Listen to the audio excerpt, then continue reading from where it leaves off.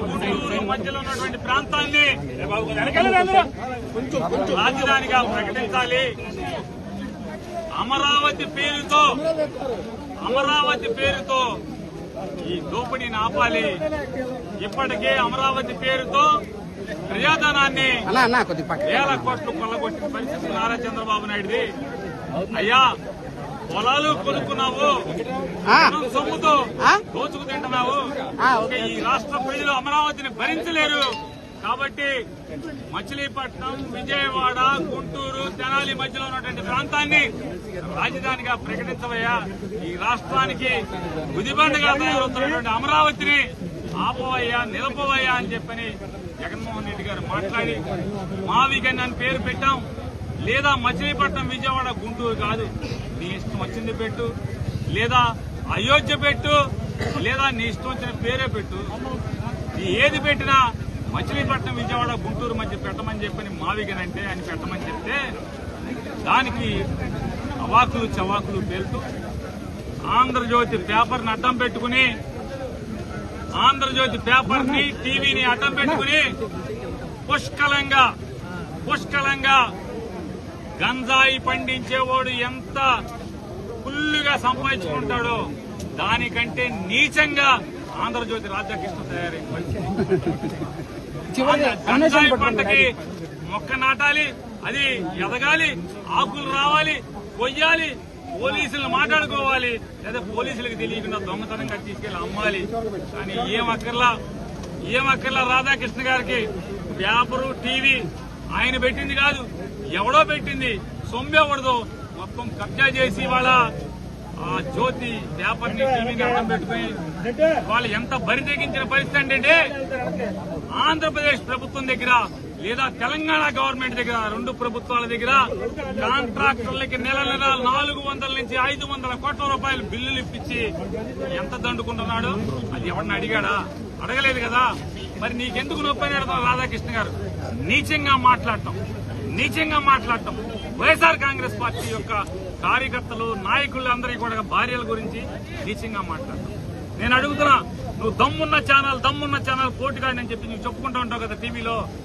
ఆ గీర గొంతేసుకుని అమ్మాయితో డబ్బా రేకు మీద గీసినట్టుగా ఒక అమ్మాయితో మాట్లాడిస్తావు కదా. ఆ అమ్మాయితో మాట్లాడిచ్చేది నిజమే అయితే, నిజంగా నీది దమ్మున్న ఛానలే అయితే గనక వాలంటీర్లతో అమ్మాయిలను అమ్మేస్తున్నాడు జగన్మోహన్ రెడ్డి. వాలంటీర్లు ఇంటికి వెళ్లి అర్ధరాత్రిపూట తలుపులు కొడుతున్నారు. ముగుళ్లేని టైంలో ఇంటికి వెళ్లి తలుపులు కొట్టి అమ్మాయిలతో మాట్లాడుతున్నారని చెప్పని తప్పుడు మాట్లాడినటువంటి నారా చంద్రబాబు నాయుడు ఓట్లు వచ్చేప్పటికీ ఆ వాలంటీర్లు ఆహా ఓహో వాళ్ళ అద్భుతమైన సేవకులు, వాళ్ళకి 10,000 ఇస్తానని, వాళ్ళకి నెలకి 5,000 జగన్ ఇస్తున్నాడు, నేను 10,000 ఇస్తానని చెప్పి మాట్లాడినప్పుడు ఏమైంది? నీ దమ్ము, నీ ఛానల్కి దమ్ము లేదా? అప్పుడు మాట్లాడలేవా?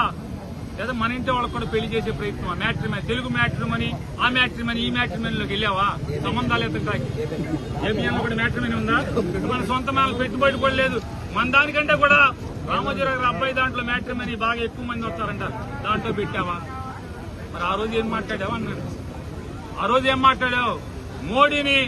మోడీ గారు అచ్చాహాయి లుచ్చాహాయి అని మాట్లాడి మళ్ళీ మోడీయే దేవుడని ఇవాళ మోడీ బూట్లు నాకేస్తుంటే నారా చంద్రబాబు నాయుడు నువ్వు కూడా వంత పాడుతున్నావు తప్పితే మరి నీ దమ్మున్న ఛానల్ కి సినిమా లేదా? మరి మీ ఇంట్లో వాళ్ళకు కూడా నువ్వు పెళ్లి సంబంధాలు ఇచ్చే పనిలో ఉన్నావా బిజీగా? దేనికి ఏమయ్యావని అడుగుతున్నా. అదొకటేనా అనుకుంటే జగన్మోహన్ రెడ్డి గారు శ్రీలంక అయిపోద్ది, అప్పులు అని చెప్పని ఇవాళ అదే చంద్రబాబు నాయుడు జగన్మోహన్ రెడ్డి గారు 5 ఏళ్లు చేసిన అప్పు 3,31,000 కోట్ల రూపాయలైతే 2 ఏళ్ల గడవకు ముందే 4 లక్షల కోట్ల రూపాయలు అప్పు చేసేసినటువంటి నారా చంద్రబాబు నాయుడు ఏమైంది? నువ్వు ఎవరినైనా నిలదీస్తాం, దమ్మున్న ఛానల్ నాది అంటావు కదా. ఏమైంది నీ దమ్ము? ఏ గూట్లో పెట్టావు దమ్ము? ఏమైందని అంటున్నా. ఎంత కమ్మావు నీ దమ్ముని? మరి నువ్వు కూడా సంబంధాలు మాట్లాడితే వెళ్ళిపోయావా బిజీగా?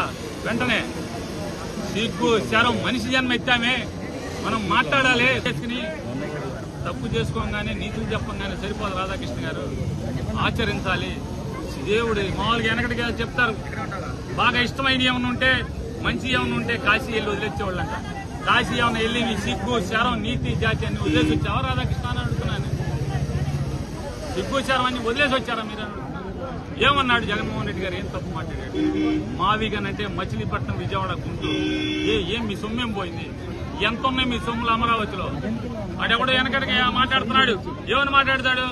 ఏమయ్యా జగన్మోహన్ రెడ్డి, హైవే పక్కన బందరు, బెదవాడ, గుంటూరు హైవే పక్కన పెడితే హైవే పక్కన డాబా అంటారయ్యా అంటారు. మరి పొలాల మధ్యలో పెట్టేదాన్ని ఏమంటారు? ఫామ్ హౌస్ అనరా? మాట్లాడేదానికి, వాగేదానికి సిగ్గు, చరం, బుద్ధి ఏముండదు. జ్ఞానం కూడా కొంచెం. ఈ రాష్ట్రం అప్పుల పాలైపోతుంది. మచిలీపట్నం, విజయవాడ, గుంటూరు మావిగని మా జగన్ అన్నాడు. మావిగని కాబట్టి నీ ఇష్టం వచ్చింది పెట్టుకోవాలి. నీ ఇష్టం వచ్చింది పెట్టుకో. ఎవడొద్దన్నాడు పేరు? ఎన్టీఆర్ నగరాన్ని పెట్టుకో. అమరావతి రామోజీ చెప్పాడని అమరావతిని అక్కడ పెట్టా అని చెప్పావు కదా. ఎన్టీఆర్ పేరు పెట్టుకో. మాకేమన్నా వస్తే మాకేమన్నా